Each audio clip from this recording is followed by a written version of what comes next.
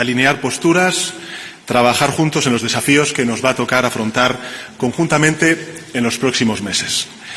Y antes de entrar en materia, me gustaría aprovechar la presencia de la presidenta de la Comisión Europea para poner en valor ante la opinión pública española el papel clave que la Comisión Europea y tú como presidenta, querida Úrsula, venís desempeñando en estos difíciles años que estamos atravesando en el continente europeo.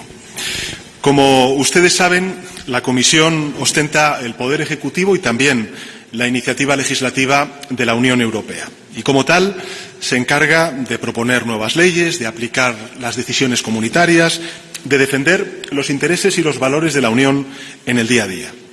Y su presidenta, sus vicepresidentes y vicepresidentas, sus comisarios y comisarias han trabajado y trabajan sin descanso para que nuestra economía, la europea, sea más próspera, para proteger nuestro medio ambiente, para hacer frente al reto de la emergencia climática, para mejorar las condiciones de vida de nuestros ciudadanos en el corto, pero también en el medio y en el largo plazo. Y por todo ello, el pueblo español y yo, como presidente del Gobierno de España, os estamos profundamente agradecidos. Estarán de acuerdo conmigo en que esta Comisión Europea ha estado a la altura de los desafíos que hemos tenido por delante. Incluso cuando las circunstancias se lo han puesto, y nos lo han puesto a todos, muy difíciles. Miro hacia atrás y recuerdo las muchas crisis a las que nos hemos enfrentado juntos. Recuerdo los largos días y también las interminables noches en las que trabajamos codo con codo para lidiar con una pandemia felizmente superada, la de la COVID-19, ahora la invasión rusa en Ucrania o, en el verano de 2021, la caída del gobierno afgano. Y en aquella ocasión, España, como saben, acogió el hub europeo para recibir a los refugiados y a las refugiadas, sobre todo a las mujeres afganas. Un acto de responsabilidad y de solidaridad que la presidenta de la Comisión Europea, en la visita que tuvo ocasión de hacer a Torrejón, a la base militar de Torrejón, dijo que España era un ejemplo del alma europea. Y quiero que sepan los comisarios y comisarias y también la presidenta de la Comisión que con ese mismo espíritu es con el que afrontamos ahora nuestra presidencia rotatoria del Consejo de la Unión Europea. La responsabilidad que recae en nuestras manos es inmensa, somos conscientes de ello. Europa se está enfrentando a nuevos desafíos, también dentro pero fuera de nuestras fronteras. Y para superarlos, la inacción no es una opción. La Unión necesita hacer cambios, tomar decisiones, adoptar medidas, avanzar en definitiva, y debe hacerlo bajo nuestra presidencia, que será la última plenamente operativa del ciclo legislativo, ya que las elecciones del Parlamento Europeo, como saben, se celebrarán en mayo de 2024 y, por tanto, estos 6 meses van a ser muy importantes para avanzar en toda la acción legislativa. Somos muy conscientes de ello. Por eso, lo primero que le he transmitido a la presidenta de la Comisión y al Colegio de Comisarios es que el Gobierno y el pueblo de España van a cumplir con su deber, con nuestro deber. Vamos a actuar como un intermediario imparcial, que es lo que nos corresponde, facilitando acuerdos, coordinando debates constructivos, impulsando todos aquellos expedientes que sigan abiertos con el objetivo de cerrar el mayor número posible antes de que acabe el mes de diciembre. Pero además queremos perseguir 4 ejes de acción que consideramos especialmente prioritarios y, sobre todo, en este contexto tan complejo como es el que estamos viviendo. Y me permitirán un breve repaso de los 4. El primero de ellos, lógicamente, es el presente y el futuro de Ucrania. La agresión rusa lo que ha hecho ha sido sacudir los cimientos de la comunidad internacional, de un orden internacional basado en reglas, y nos ha devuelto preocupaciones y también viejos fantasmas que creíamos superados. Pero el mundo entero debe tener claro que no vamos a retroceder ni un solo paso, que la Unión va a apoyar a Ucrania mientras dure esta invasión y que lo hará también en la larga y próspera paz que llegará después, esperamos, más pronto que tarde. Bajo nuestra presidencia vamos a seguir defendiendo a Ucrania en todos los ámbitos, por supuesto el político, también el financiero, el militar, el humanitario, y vamos a seguir acompañando a Ucrania en su camino a la adhesión, observando los pasos que marcará la Comisión Europea en su informe de otoño. Europa y Ucrania juntos hasta la victoria final. Y así lo hemos acordado en el seno de las instituciones y así se lo transmití personalmente al presidente Zelensky y al Parlamento ucraniano el pasado sábado en Kiev. Permítanme, además, en este asunto, en esta en este capítulo sobre Ucrania, permítame hacer un inciso para lamentar profundamente el fallecimiento de la escritora Victoria Amelina y otros tantos compatriotas por las heridas sufridas en un bombardeo ruso. Victoria cambió su carrera como escritora de ficción para ser la voz de la injusticia y de la infamia. Descanse en paz y toda nuestra solidaridad a las víctimas de esta cruel guerra. En segundo lugar, hemos conversado sobre otro de los grandes desafíos a los que se enfrenta la Unión, y es el reducir las vulnerabilidades externas, reforzar eso que hemos llamado la autonomía estratégica abierta, para que los problemas de suministro, la espiral inflacionaria ocasionadas por la pandemia, por los cuellos de botella en la cadena de suministro global o también el conflicto con Rusia, no vuelvan a producirse. El orden internacional está cambiando, Europa debe cambiar en consecuencia con él. Tenemos que aumentar nuestras capacidades productivas, fortalecer nuestro liderazgo tecnológico, garantizar nuestra seguridad económica, de lo cual ha hablado, mejor dicho, la Comisión Europea y también el alto representante, diversificar nuestras relaciones comerciales, prestando especial atención a aquellos países amigos y muy próximos a nosotros.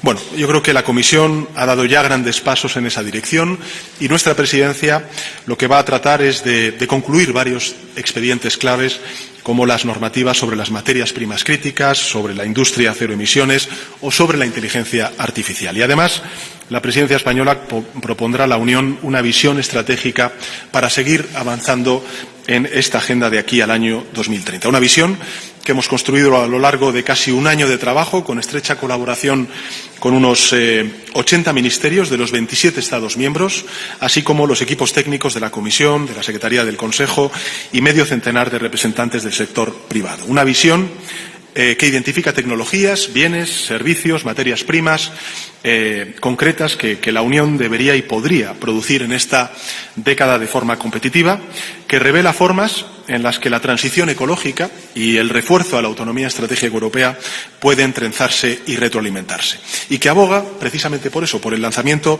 de una nueva expansión comercial que aprovecha la coyuntura global y las ventajas competitivas de los Estados miembros de la Unión Europea para consolidar el que la Unión sea un actor económico y político de primer orden en el año 2030. Presentaremos esta visión a la opinión pública en los próximos días. Se la propondremos formalmente a los jefes de Estado y de Gobierno de la Unión en el Consejo Informal que vamos a celebrar en la ciudad de Granada el próximo día 6 de octubre. Y todo con el objetivo de contribuir a la prosperidad y a la resiliencia de Europa y a la nueva agenda estratégica de la Unión que se va a aprobar a comienzos del año 2024. Y en este proceso creo que Europa necesitará muchos más aliados de los que tiene, y desde España estamos convencidos de que la región de la América Latina y el Caribe puede y debe ser una de ellas. Por eso hemos organizado una nueva cumbre Unión Europea-CELAC que se va a celebrar, como saben, el 17 y 18 de julio y en el que se van a debatir nuevos vínculos comerciales, financieros entre estas dos regiones. Una cumbre que ha contado desde el primer momento con el apoyo decisivo de la presidenta von der Leyen y que esperamos servirá para marcar un antes y un después en la historia de las relaciones entre la Unión Europea y la América Latina y el Caribe. En tercer lugar, hemos conversado sobre los avances en la transición ecológica en la que el Gobierno de España está muy implicado, en la adaptación medioambiental, que es, como saben, una de las principales prioridades de la presidencia española. Este es un tema en el que el Ejecutivo español y la Comisión Europea estamos totalmente alineados. Ambos sabemos que la mejor forma de actuar contra la crisis climática no es negar la evidencia o mirar para otro lado, como proponen algunos, sino afrontar el reto y convertirlo en una oportunidad para reindustrializar nuestro continente, para crear nueva economía y para crear nuevos empleos. Y por eso vamos a seguir trabajando para lograr un acuerdo sobre la reforma del mercado eléctrico y agilizar la tramitación de los expedientes vinculados con el llamado paquete Fit for 55 y la economía circular. Y en este sentido yo creo que España y la Comisión Europea también coinciden en la necesidad de tener una economía que, además de ser más competitiva, sea más justa y solidaria. Y por eso trabajaremos para una adecuada revisión del marco financiero plurianual 2021-2027, para una reforma de las reglas fiscales que permita superar esa respuesta fallida a la crisis financiera, combinar la sostenibilidad de las finanzas públicas con la correcta financiación de estas dos grandes revoluciones a las cuales tenemos que dar respuestas desde una perspectiva de integración social social y territorial, que es la transición ecológica y la transformación digital. Y, por último, hemos conversado sobre el Pacto de Migración y Asilo. La presidencia sueca ha hecho un gran trabajo y yo quiero ponerlo en valor. Y nuestra voluntad, la del Gobierno de España, la de nuestro país, es construir sobre lo ya conseguido y forjar los compromisos que nos permitan alcanzar un acuerdo equilibrado en el que todos nos sintamos cómodos y también representados. Como pueden comprobar, en definitiva, y con esto no me extiendo más, tenemos mucho trabajo por delante en estos 6 meses. España asume esta presidencia con una enorme ambición y con la certeza de que contará con el apoyo de la Comisión Europea, de su presidenta, de su colegio de comisarios, para afrontar y superar este desafío. Por ello, querida Úrsula, estimados miembros del colegio de comisarios, os damos las gracias y, por supuesto, la bienvenida a la capital de España, a Madrid. Thank you very much for this visit. First of all, to the Royal Collection Gallery, the museum we are in here today. We had, and I hope you too, had the privilege to see so many masterpieces of Spain's exceptional cultural heritage. Time was way too short, so I have to come back because there are so many precious pieces of art and culture and history. It was a delightful way to start the day. A day during which we discussed indeed the European legislative agenda for the next 6 months. And I also want to start with Ukraine. Spain is taking the helm of the presidency of the Council at a decisive moment when we must double down on our support for Ukraine. It has now been almost 500 days since Russia's brutal invasion. And it has been 500 days of suffering of the Ukrainian people, but also 500 days of impressive resistance of the Ukrainian people bravely fighting for their freedom. Now it is our duty to match that endurance and that perseverance. This includes reliable and regular financial support. Therefore, we have put forward a new facility for Ukraine as part of our proposal for a revised EU budget. It's about 50 billion euros until 2027 for budget and for repair. And we are very much counting on the Spanish government for government support for our proposal on the MFF revision by the end of the year. This funding will also support Ukraine's reform efforts. Ukraine is working hard to progress on their EU path, as you all know, and this despite the atrocious war. So the Commission will present the progress report on enlargement, and the Spanish presidency will have to steer very skillfully these very important discussions on Ukraine accession path in the fall. On top of this, we must continue working on all other strands to support Ukraine. First, the sanctions, to keep a high pressure on Russia while cracking down on circumvention.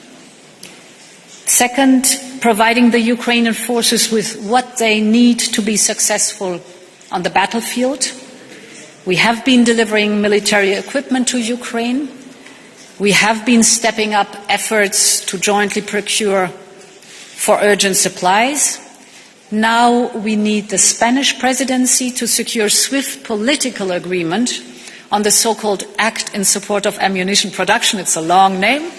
In short, the abbreviation is ASAP, so that we can deliver more ammunition to Ukraine and at the same time replenish our own stocks as well. The third point for Ukraine is on accountability. Today, the International Center for the Prosecution of the Crime of Aggression starts its very important work in The Hague. It is documenting Russia's war crimes so that they can be brought to justice.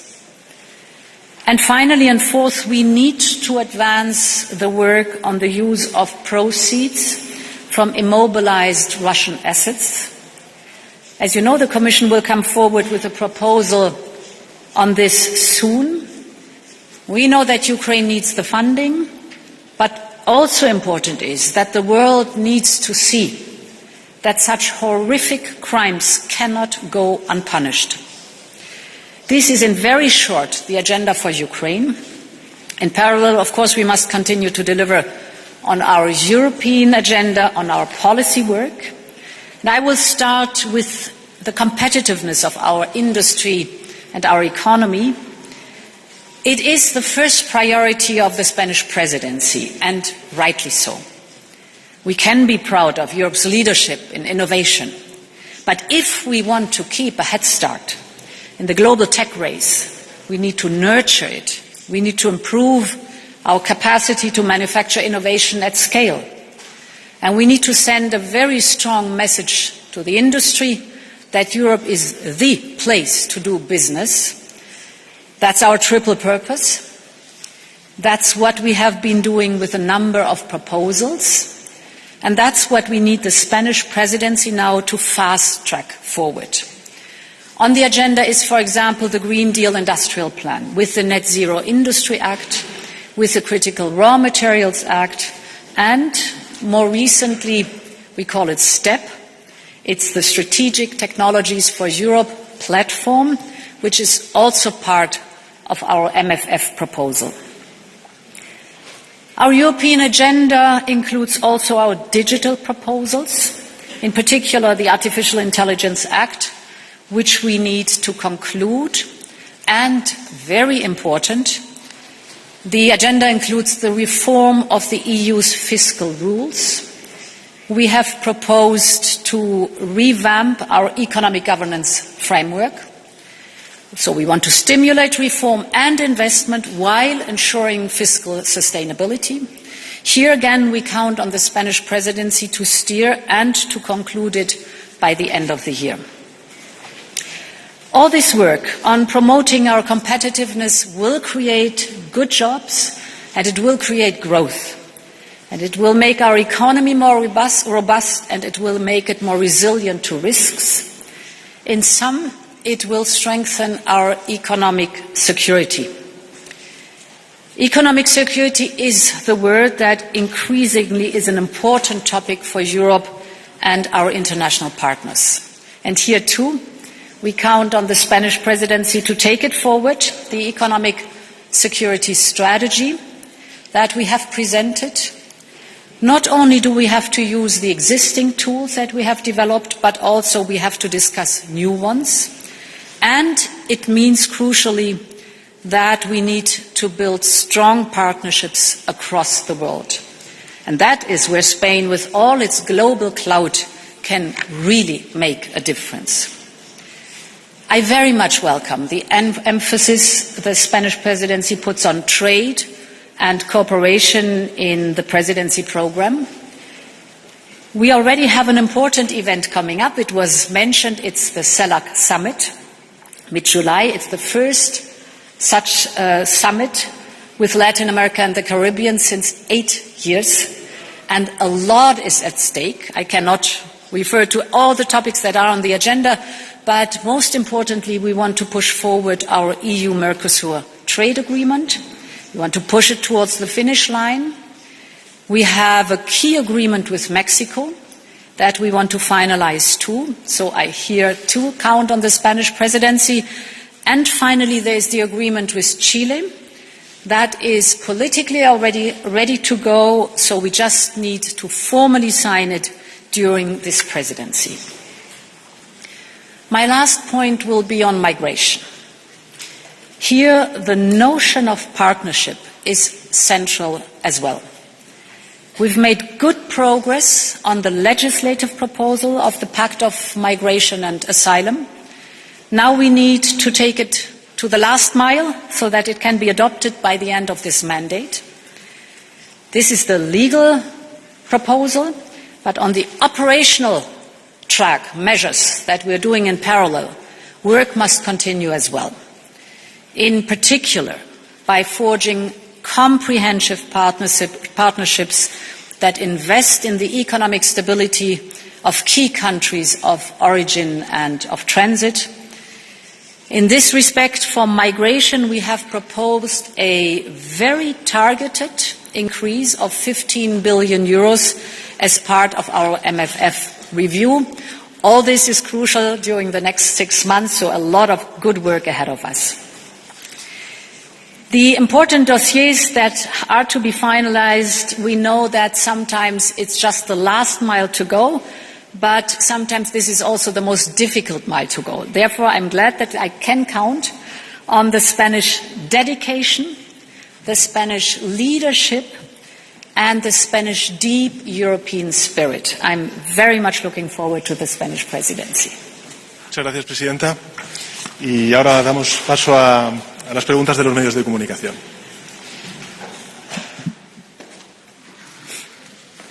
Muy bien, pues vamos a comenzar con un medio español, con la agencia EFE.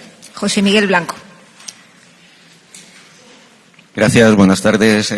Para ambos, respecto a los objetivos y prioridades, han hecho referencia al Pacto sobre Migración y Asilo. ¿Creen que realmente hay posibilidades de cerrar un acuerdo durante la presidencia española, teniendo en cuenta las dificultades que hubo durante el Consejo Europeo de la pasada semana? ¿Y qué piensan hacer para intentar convencer a Polonia y Hungría? Y por otro lado, si en la reunión ha habido algún comentario o se ha trasladado alguna inquietud sobre el hecho de que la celebración de las elecciones generales en España el próximo 23 de julio puedan afectar de forma negativa, repercutir tanto en la agenda como los objetivos de la presidencia. Gracias. Muchas gracias, José Miguel. En relación con la última de las preguntas, absoluta normalidad. No es la primera vez que durante una presidencia de un determinado país se celebran elecciones y España, afortunadamente, lleva ya muchísimo tiempo integrada en la Unión Europea y tiene una experiencia, ha acumulado una experiencia en la preparación de las presidencias rotatorias del Consejo Europeo que va a hacer que precisamente todos estos dosieres, todos estos debates pues avancen y se puedan cerrar en nuestra presidencia, porque creo que va a ser bueno tanto para España como para el conjunto de la Unión Europea. Y en relación con la primera de sus preguntas sobre el Pacto de Migración y Asilo, lo he dicho en la intervención inicial, yo creo que es muy bueno lo que ha hecho y lo que ha logrado la presidencia sueca. Hay que reconocerlo, hay que felicitarles, porque evidentemente de todo el paquete que representa el Pacto de Migración y Asilo han resuelto positivamente dos de ellos. Queda uno, que es el reglamento para la gestión de las crisis, que es donde evidentemente pues España tiene un particular interés, como también otros países de primera entrada, y es donde se va a definir lo que significa la solidaridad flexible.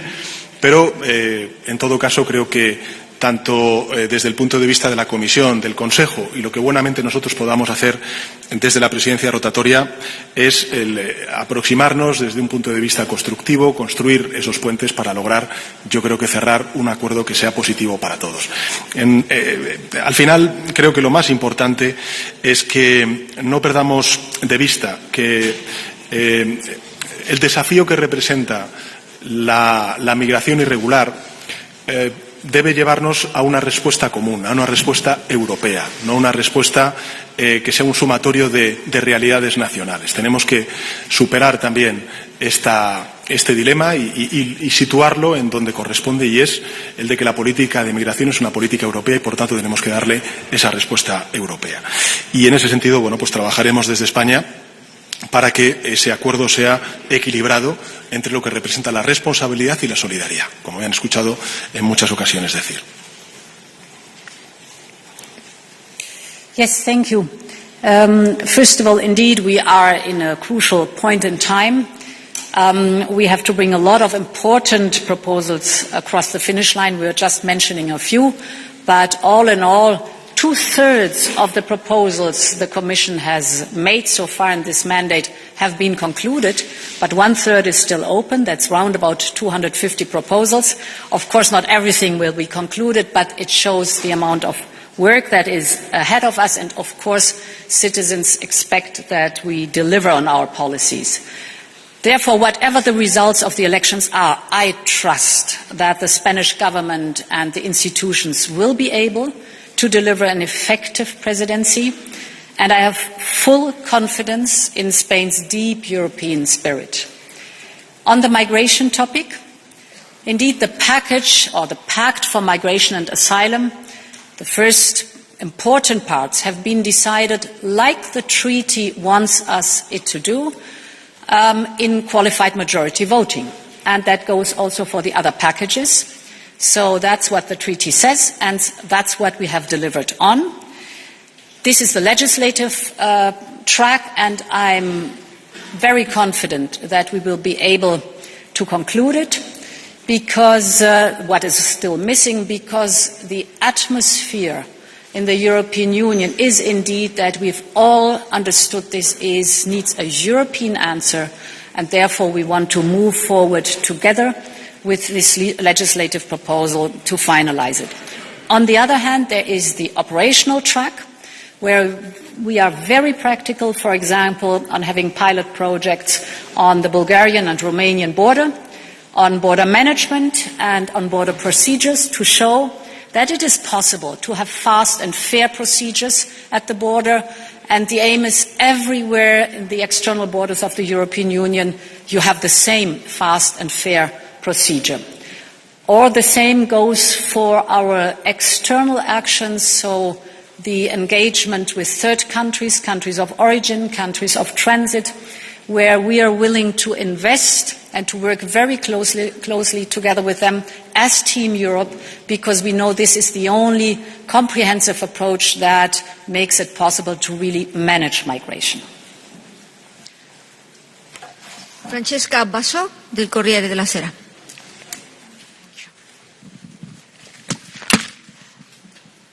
As you mentioned, there are many files that need to be completed, and I'm thinking of migration, of course, but also of the EU budget review, the Growth and Stability Pact, and the files linked to the Green Deal. So what are your expectations? And if there are no agreements, or if there are not good agreements, is there not a risk of helping the populists in the next European election?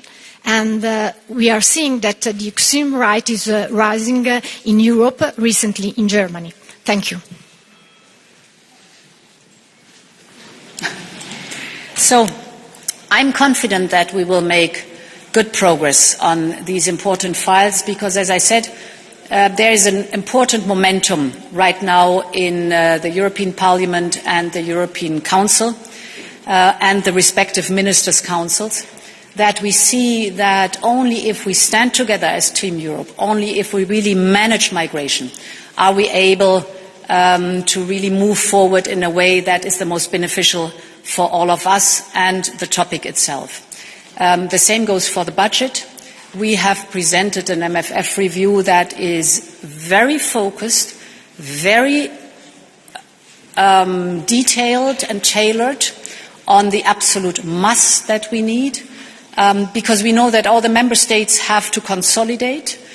What are the three topics we are asking for? It is predictability and reliability in the funding of Ukraine beyond 2023. This is necessary because when we negotiated this budget, nobody had an idea that we would be confronted with a war, a Russian war on European soil. We have in the last 16 months dedicated from the European budget 30 billion euros to Ukraine. That was never planned in the budget. So now all the flexibilities, all the cushions are exhausted, and therefore we are asking for predictability for the next 4 years for Ukraine, the 50 billion euros.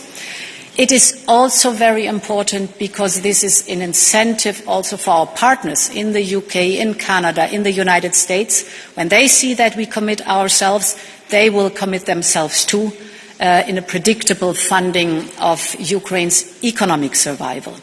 And the economic governance here too, we have to be done by the end of the year. It's an important file, and we know that it is an improvement if we come up with a new economic governance as proposed with all the negotiations that take place now. So I am confident that we will manage. Carlos Cue, del diario El País.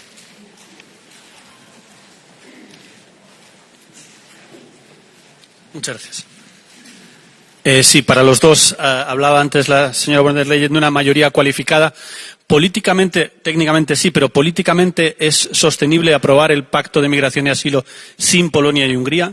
Eso está encima de la mesa. Y quería, que la compañera le preguntaba antes, pero yo quería una reflexión de los dos sobre el asunto de la extrema derecha y su crecimiento dentro de toda la Unión Europea. Estamos viendo en Alemania, en Francia, su país, en Finlandia, en España también.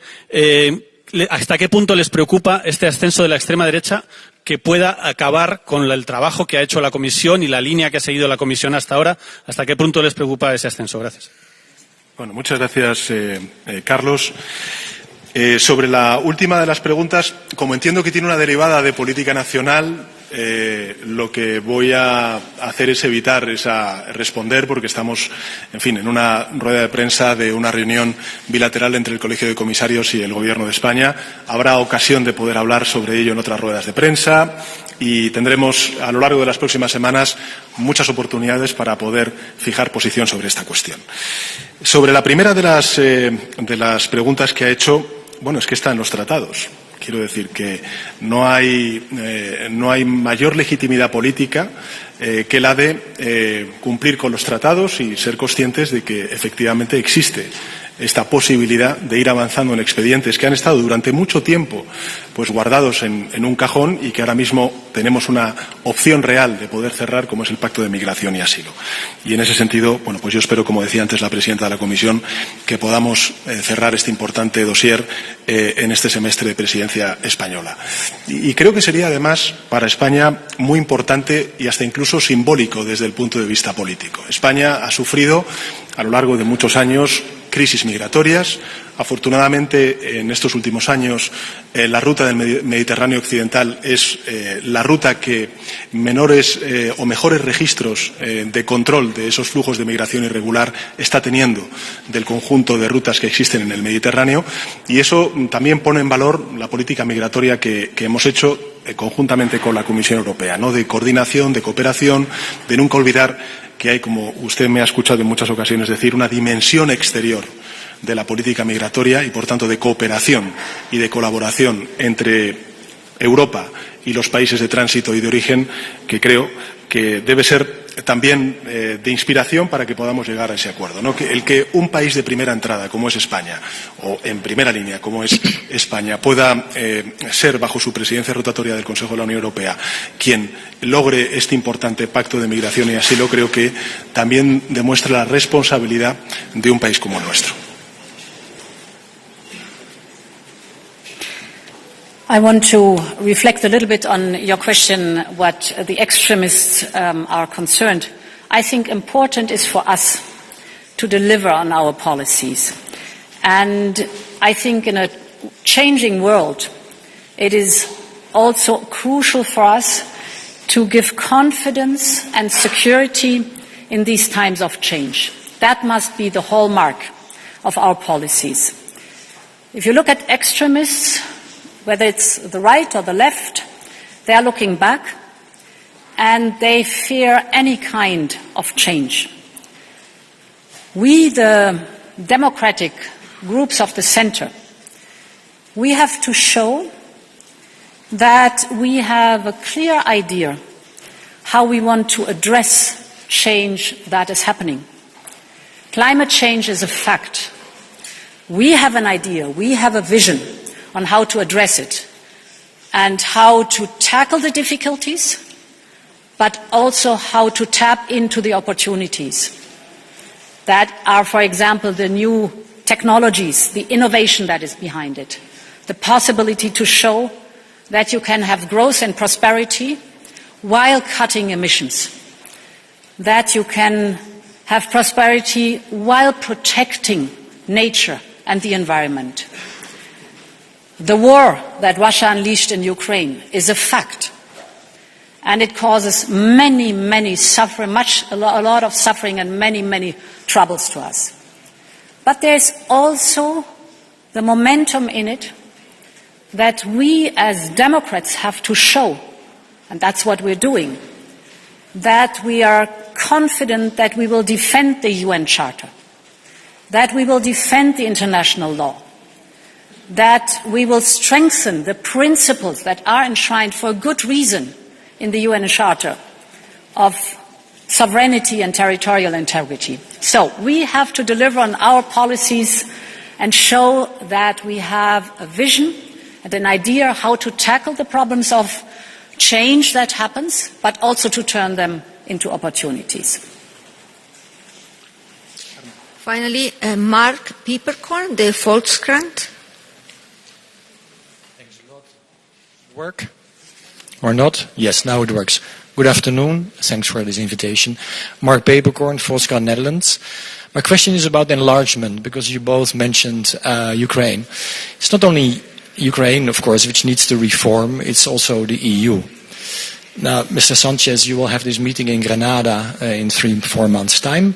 So could you maybe share with us your ideas about how the EU should reform? And then I mean about the size of the budget, where the money is spent on, where it comes from, size of the Commission, the Parliament. And maybe I could ask the same to Mrs. von der Leyen, because especially if you're aiming for a second term, you will have to deal with it. Thank you. Well, thank you for your questions. I would say that enlargement is on the table. This is true, and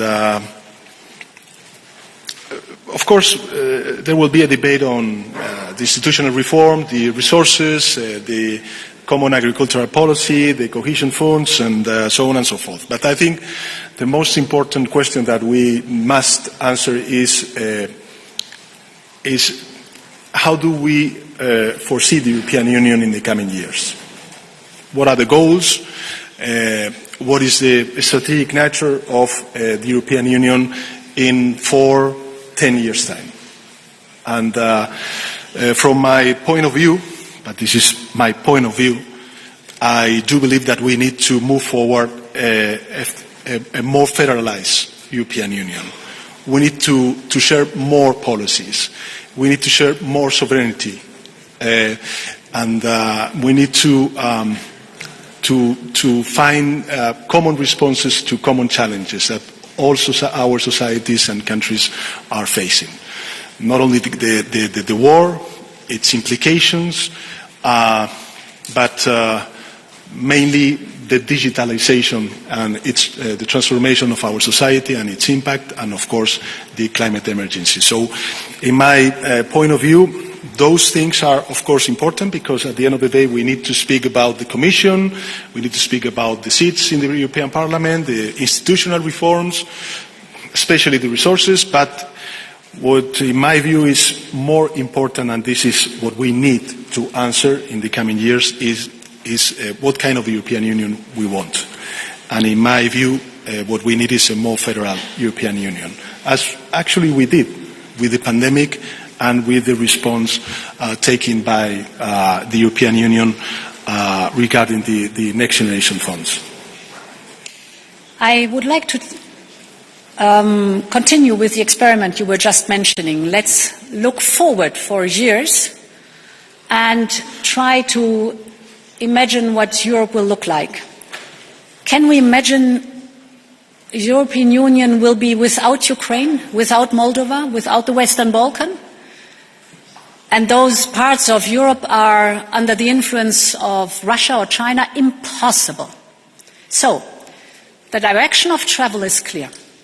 And therefore, now we have to start to think about how are we making sure that Europe is whole, that those countries are part of the European Union, and these are principled decisions that we have to take. We have to discuss how the decision-making process will look like. We have to discuss how the common funding that we have will be allocated, what are common policies that we follow up, and what are the strengths we want to develop in the European Union. So these are very principled questions we have to ask each other. And this perspective of what my future is, we have to address them as soon as possible, because it will take us time to come to a conclusion. That's it. Muchas gracias. Muchas gracias. Good.